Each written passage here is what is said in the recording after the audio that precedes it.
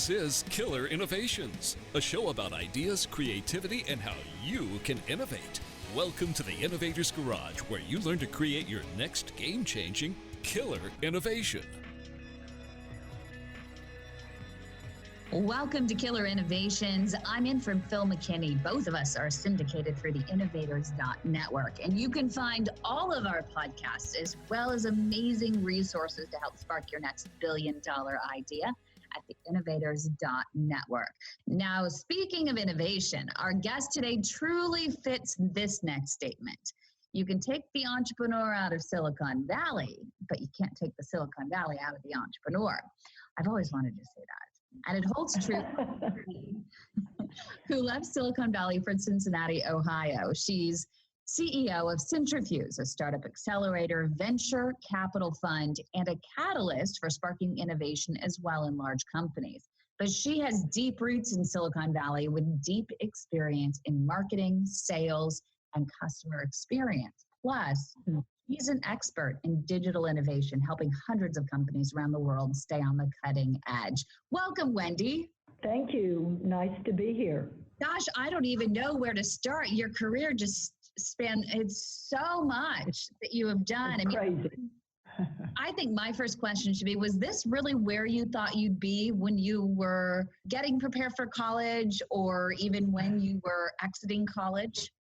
You know, it's the right question. Let's take geography out of it first and say, based on all I've experienced professionally, I couldn't have found or created a better professional opportunity than this to, tie up my strengths and apply them to a region that was really, really ready to build a new economy for themselves, a new level of economic vibrancy, I will say. But no, did I think about this in high school or college? Absolutely not.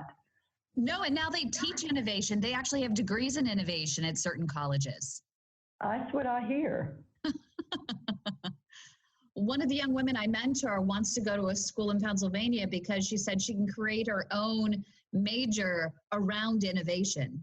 I do think I'm not academically excellent when it comes to this topic of innovation, but I will say that there are both skills and knowledge and certainly some, work ethic, resilience, tenacity attributes that if there was a curricula that could pull those out, I think it could be taught and amplified. I really think that. Right, but you spark innovation and work with companies and help them around innovation. I do.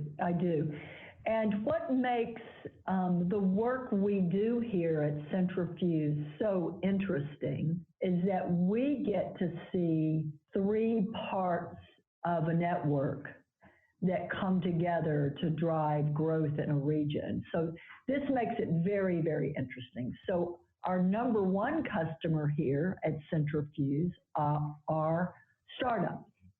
Right, founders, you have a startup co-founders. And you have a venture fund. Yeah, and that's so you're immersed with the latest and greatest and wild ideas and good ideas. So that's awesome.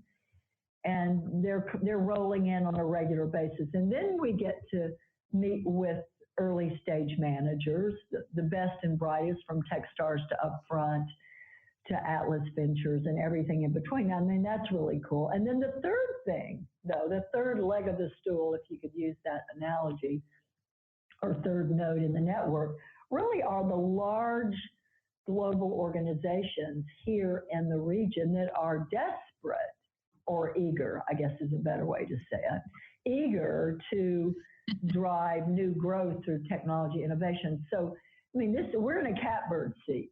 What we do is very unique. The access we have to large corporates like Procter & Gamble and Kroger and Western and Southern and Children's Hospital, it's very unique. And so we're constantly mixing it up, and that mix-up looks like the right kind of collaboration to drive new solutions to pretty serious problems. Do you think that there's any potential conflict in that, at all? I could see how they fit together, but I'm just curious if you see any potential conflict with, so you have two parts here. The one where you have the startup accelerator where you're helping the potential disruptors from below. Yep. Yep. And on the other hand, you're helping the large corporations that have the potential of being disrupted. Yeah. They don't really walk around thinking they're going to get disrupted. They have a big pile of customers and employees and partners that they have to operate with, right? So they're not every day sitting in the boardroom going, oh my God, we're going to go away. They're aware of that potential squeeze of disruption. They're sensitive to it. And that's why they participate with organizations like ours, because they want to use that which is relevant for them inside their companies. And they like brushing shoulders with young, aggressive digital natives. So there's a talent play, there's a product service play, and there's just a pure how to work play, like be agile and all the things that startups are. So I don't think there's any conflict there. I think sometimes there's some arrogance. The arrogance can apply on both sides. Right. That's true. You get a little smarty pants startup who thinks he's going to take down fill in the blank BigCo. And I love their courage and I love their assertiveness, but come on, it's going to take a while. I mean, Uber, Airbnb, there's plenty of examples of serious disruption that has scaled, but generally that is unique, right? And I think there's arrogance on the BigCo side. You see them, you've just heard me describe it. I mean, they're big and powerful and they have a lot of assets. And even though they kind of feel paranoid in the right ways, they're still growing and they're still managing. So they get arrogant and they say, well, what do they know? Well, they know a lot because they don't have the same fear structure that BigCos have. And we do this work, frankly, because the large companies in the region really wanted to lean in to the whole notion of startup innovation. It was the origin story is about what they wanted for their region, not what startups wanted. I mean, it's interesting that the community came together and the leaders came together, politicians and such in the community came together to help get this started. Yes. In most Midwest cities, it's the first time I've ever been in the Midwest, okay? So I've learned a lot.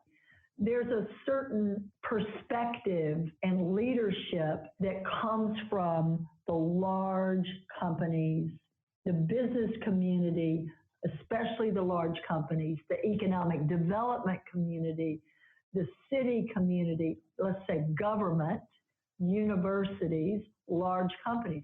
These guys, those entities work very closely together in the Midwest. They should notice patterns that are impacting, and in this case, unfavorably, the growth of their region. And so they looked around, not just on either coast, but even around their own region and said, what's up? Why don't we have more startup growth? Why don't we have more digital knowledge workers running around buying $5 coffees, right? And they had already invested here in a very unique part of town called Over the Rhine, which had been rebuilt. It had been renewed from an urban renewal standpoint. Then they got some research done and they said, hey, let's pull together assets, capability that will allow us to attract and retain the best startups we can find cross-sector, and realizing that a lot of them fail. And that's how it all started. So it was business leadership and city leadership that got this ball rolling. And in most Midwest cities, and we know 30 or 40 of them because we interact with them regularly, that is not the case. Usually the startup community is triggered by an accelerator or a group of engineers that are interested in learning more about Python or ICOs, and it's very technology driven, and I think that's good. I think that's organic. In the Midwest, though, what seems to work best, if you really want to scale a community like we have, our startup community, you need business support because they represent the demand side of the economy. We have to take a break, but coming up right here on the show, we'll have more with Wendy Lea and Cintrifuse and find out what types of companies they're attracting. So stay with us.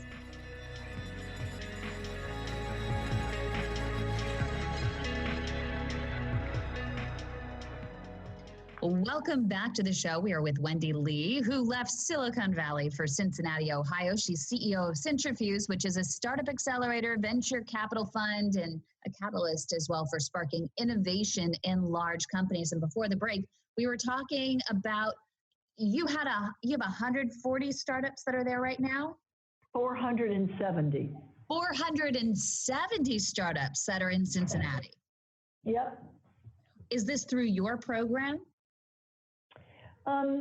Well, we certainly attract them and we develop them and we offer help to them. We help them be smart, get smart, meet prospects and customers, and over time, find investors. And where are startups coming from? Yeah, good question. So I would say most of the growth that we have experienced, which is 40% year over year, we started with 11, and now we have, again, they grow every day. We have more, but let's say 470 some odd. And these are companies in our database. So these are not just names we know, but these are companies that we have data on. We know what they're building, how many employees they have, how much money they've raised. We know what they need for their next cycle of growth. Mm-hmm. But yeah, these come from universities. They come from individuals that are leaving large companies for whatever reason to start their own company, to disrupt something that they have observed or participated in. Right. They are, in some cases, serial entrepreneurs that have done it 2 or 3 times. Sometimes they failed and started over. So it's from all over. Do you have any coming from Silicon Valley, such as yourself? We actually do. We have companies that have, come here to sell to one of our large companies. And as a result of that motion of coming here to sell to Procter & Gamble or Kroger or some big company, they get to know us and they use our services and our building. An example of a Silicon Valley company would be Tricentis. Mm-hmm. Now, it's, a very high growth startup focused on automated testing, on DevOps capability. And so they were calling on Procter & Gamble. I knew the CEO from Silicon Valley. I'd known him for many years. He actually worked at HP for a while. And he came here and we connected up and we actually hosted for him here, which is part of our work, a group of large companies that would be interested in his product or service. Oh, wow. And I know it's very cool. And so why does that matter? Well, it matters to us that our entrepreneurs, who are our number one customer, get to meet Tricentis, a very successful global company, by the way, but still a startup. And they get to hobnob and get to know each other, new relationships. And then we can serve up our large companies that might be interested in his capability, because many of our large companies are going to the cloud and they need fresh tools around automated testing. It's a great example. Now, and it will be, I'm being optimistic here, that if they continue to land new customers here in Cincinnati, they will open up a sales office or a services office. Does that make sense? Mm-hmm. So you act, gosh, you wear so many different hats, but they all really blend together and work well with one another. And I would almost imagine that keeping your corporate customers in mind, your large corporate customers in mind, you go out and seek startups and entrepreneurs who are innovating in this space and ones that could be really good potential partners or acquisition targets for. Absolutely. So let's stay on that for a minute, because I understand from the team that you talked to David Canaday and to Jen Dower. Right, from Mercy Health and Cincinnati Children's Hospital. Yeah, so those are two institutions, very large. They have very complex technology needs.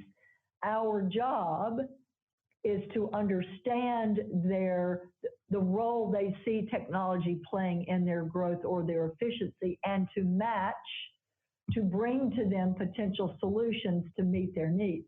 Now that sounds a little jargony, but that's what we do. Now the question you would be asking is, oh, interesting, how do you find these startups? Well, right. We have two portfolios, and this is unique to us as well. Our first portfolio are those startups that are here in our region. They live here. They may not have been born here, but they live here. They are growing their businesses here. And so we curate solutions from that portfolio. And then we, unique to us, have a portfolio through our fund of funds. So these are startups that Bullpen has invested in, or Upfront Ventures, or Graycroft, or Techstars. So we invest in funds, early seed funds, so we can access their innovation on behalf of our large companies. And we also want the partners from those funds to come to Cincinnati to meet our startups. So when they grow up, as they do, they either fail fast or grow up, then they can be introduced and potentially take investment from them as well. So this is a very, I'm going to use a word, and it's an important word because it is the nature of our work. We are maximalists. We never do just one thing. We constantly have to think about a triple bottom line of the work we do. We have to think about growing companies so we can have more jobs. We have to think about solving technology problems with our large companies, and we have to think about making sure there's enough risk capital coming into the region to feed our new startups and expose our large companies to the best and brightest that David Cohen at Techstars can find, right? So it's it's not a simple message, and it's not a simple piece of work. It's beautifully integrated, where the needs of all of our entities are very interdependent. That's why we talk about being a maximalist. And it sounds as though, and we're going to have to go to break in a second, so I have a feeling that we're going to continue this conversation in the next segment, but it seems as though healthcare is a very big focus for you. Procter & Gamble, Tricentis, Cincinnati Children's Hospital, Mercy Health. And so it seems like you have the pulse on what's new and what's next, and you're helping to create our future in healthcare. So on that note, think about that for a moment, and we'll get to that when we come back. So everyone, stay with us.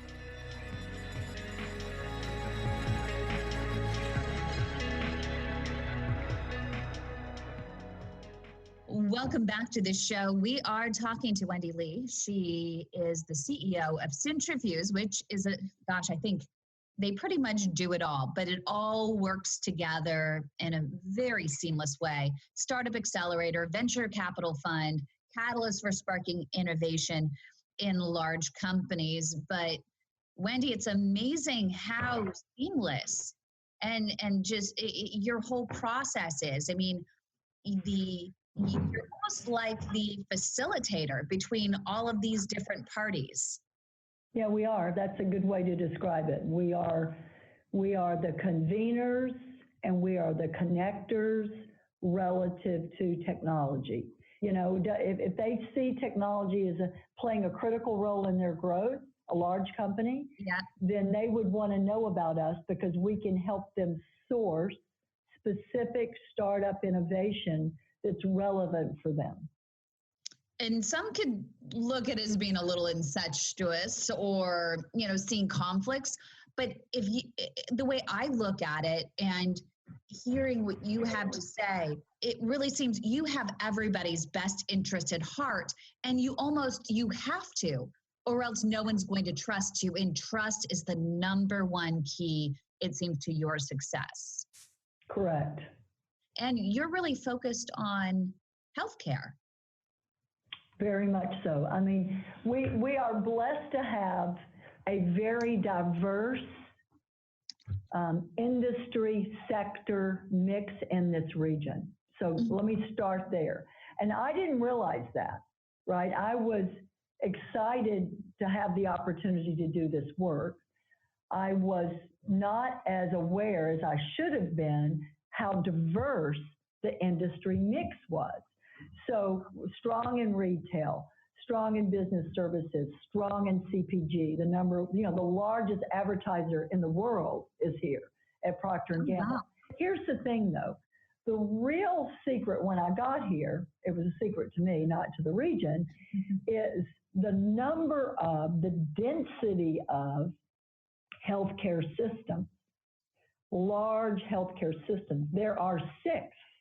So this is not 1 or 2, you know, whereas in some parts of the world, they roll up and be acquired and merge and they become one. We have 6, and they're unique in the markets they serve. And then we have 2 research hospitals. So when I first got here, I noticed this quickly, and I thought, well, number 1 investment category in the world is healthcare for all the reasons we know, because it's a big fat mess from a patient standpoint for sure. So, and I thought, why don't we focus and create unique capability to serve that segment? And that's what we did. And we've had a lot of success in working closely with organizations like Cincinnati Children's and like Mercy Health and like Humana. Those are 3 different entities, very different entities. But the thing that makes it so interesting, other than we as patients want to be better served, is that there are a lot of new horizontal technologies that are very interesting to all of them.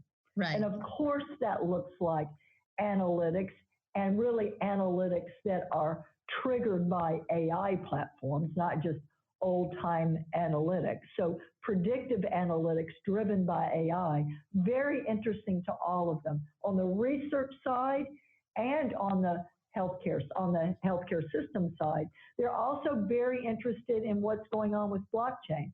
They're also very interested in generally improving the patient experience. They usually use Epic as their operating system.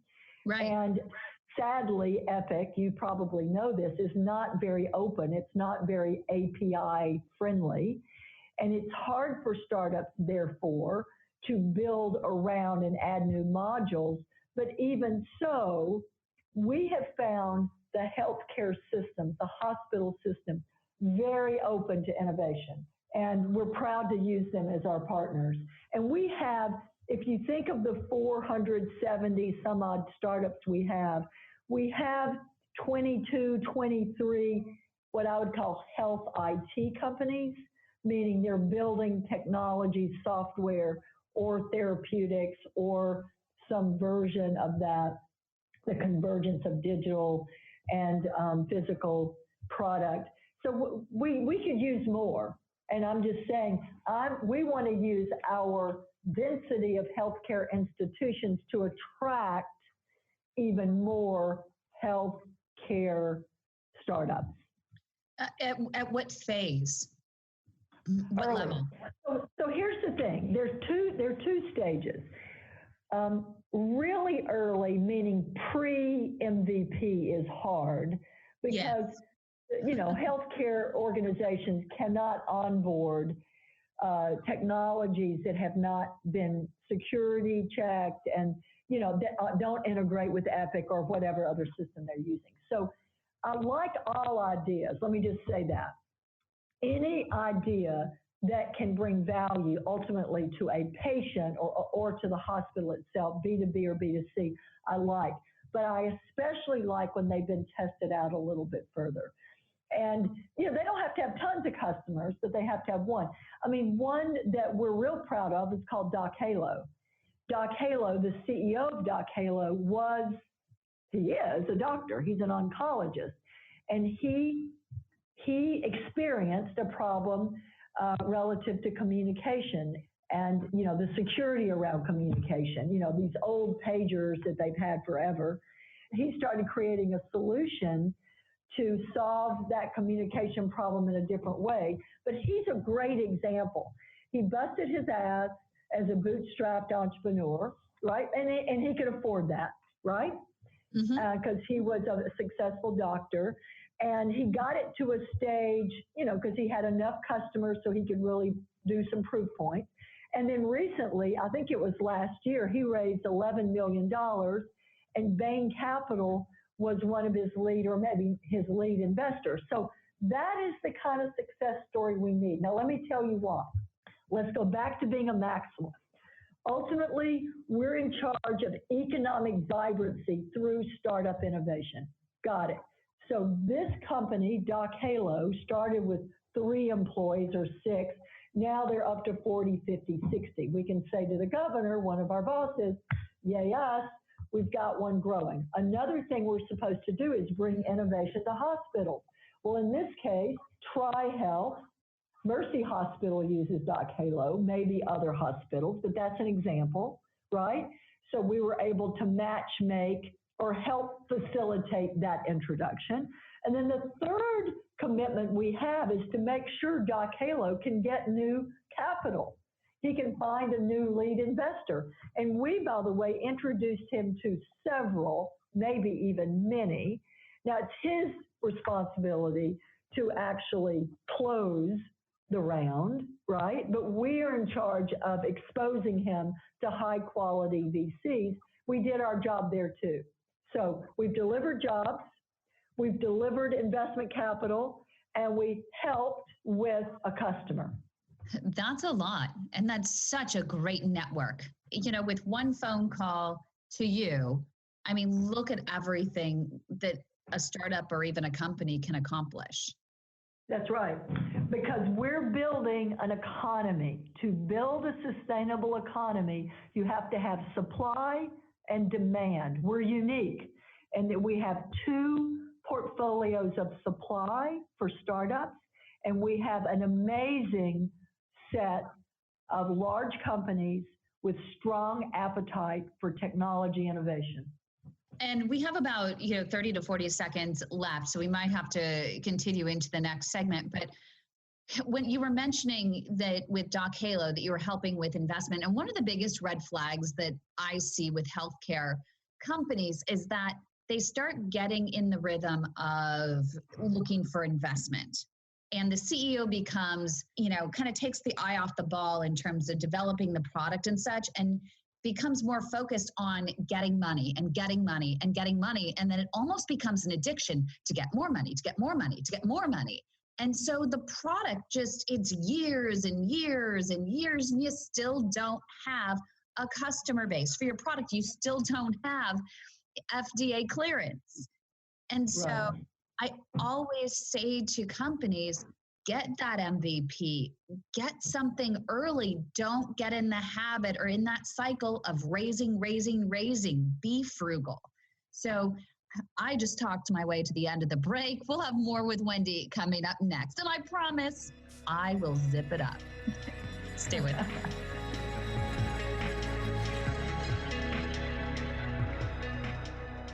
Welcome back to the show. We have so much to cover in such a short period of time. Wendy Lea, CEO of Cintrifuse, Startup Accelerator, Venture Capital Fund, and she and her team help spark innovation in large companies. And create partnerships between all of the above. Now, Wendy, before the break, I made a statement that didn't make you too happy, was a little insulting to some entrepreneurs, that I said that some end up getting caught up in the cycle of raising money and lose sight of what they got started with in the first place, which was their product and their customer. Yes. You said, whoa, hold on. Why is that? Well, it is true that when you've got a tiger by the tail and growth of your product or service is rocking, and you have high quality, high profile VCs sucking up to you, wanting, to give you money, that is hard to turn down. Feels pretty good. You feel good about it. And in the back of your mind, if you know anything about a startup, and if you've been an entrepreneur before, the dark days can come. Mm-hmm. There is a dark night of the soul that most entrepreneurs have been through, either complete failure or tough times. So I do think, and I can speak personally about this, I do think when you're growing like Topsy, there's a part of you that wants to take as much as you can and almost save for a rainy day, because the rainy day is going to come. Mm-hmm. And so I think there is that phenomena that happens. There's no question. Generally, though, the average founder and CEO on the average day, and the bar is high, because to even be in the game, you got to be better than average.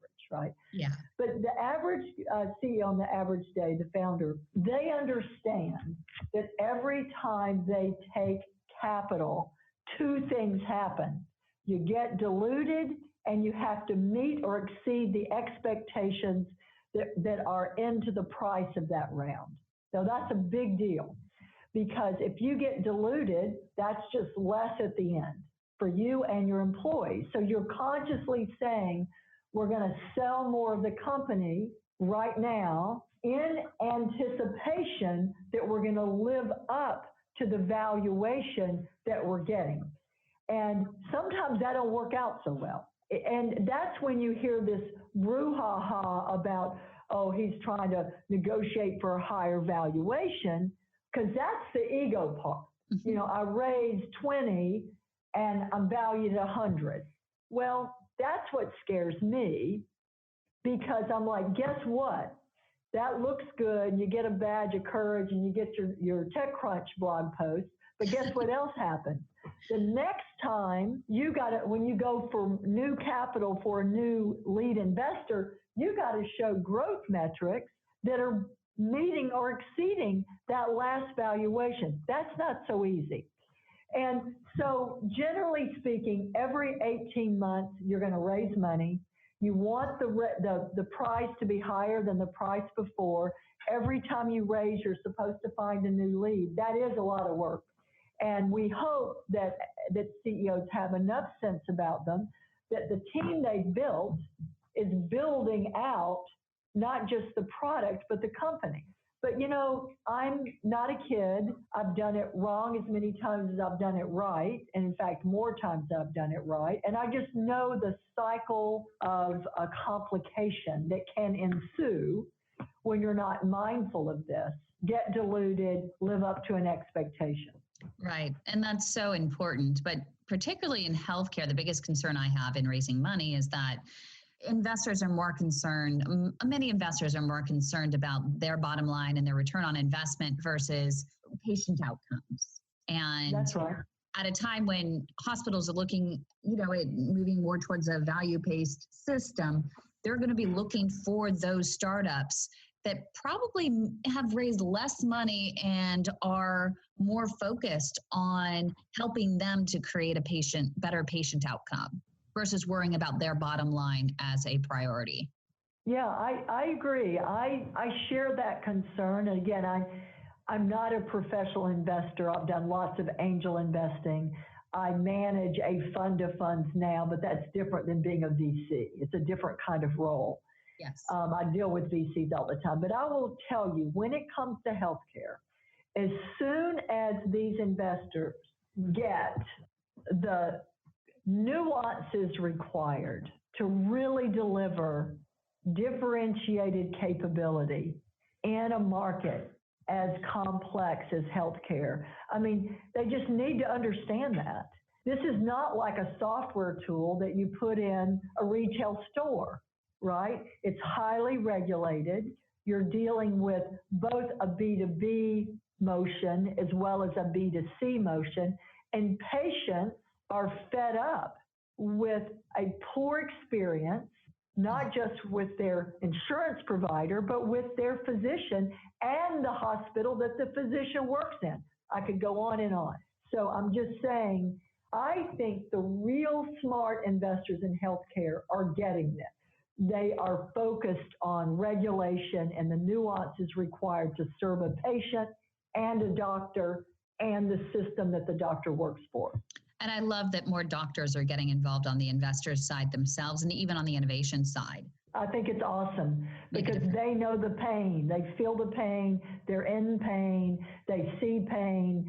If they can just stay with that. And back to Doc Halo, that's a doctor that created that technology because of pain and messaging back and forth, both to his patients and his staff. Thank you. And we only have about 15, 20 seconds left. In that time, can you tell us what startups you'd love to have come your way? Oh, interesting. You know what we already talked about healthcare, so the more the better. I'm really keen to have as many blockchain startups as we can find, right?